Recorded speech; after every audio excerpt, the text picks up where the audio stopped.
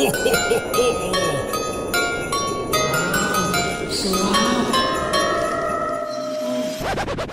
pwede nang walang Miracle Tree. Alam mo, yung panahon na bago magpasko, puro handaan, kakanin, at mga matatamis. Tuloy-tuloy yan. Yung putok sarap mo sa chichirya, soft drinks, cake at biskwit, mabigat yan sa katawan mo. Hindi lang bigla ang energy crash. Pwede rin magkaroon ng sugar spikes, lagi kang mapapagod, at stress sa puso at ugat mo. Pero may pwedeng gawin para hindi puro gulo lang ang mangyari. Isa sa tinutulungan ng Optimune, ayon sa clinical trials, pwede nitong pababain ang fasting blood sugar at pabagalin ang pagtaas ng sugar katapos mo kumain ng mga ganito.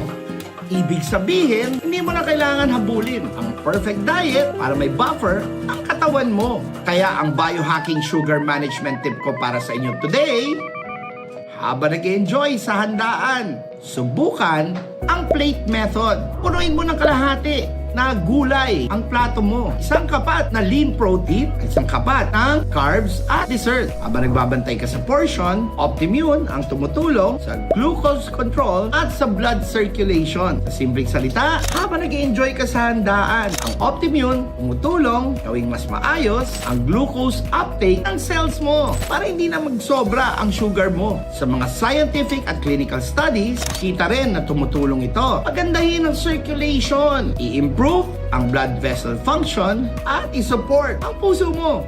Bagay na talagang kailangan pag may heavy na handaan. Kaya simulan mo na itong holiday mindset. Enjoy ng pagkain pero may strategy ka. Huwag mo hayaan, ikaw lang ang magsakripisyo. May backup ka. This is John Calub, certified naturopath and biohacker and the Philippines #1 success coach. Always say yes to success! Kaya kung gusto mo na safe, healthy, at mas smart na holiday season, subukan mong pag-aralan ang role ng Pycnogenol na nasa Optimune at tamang choices sa pagkain. Kaya follow na for more biohacking and success tips para laging healthy habang nagse-celebrate.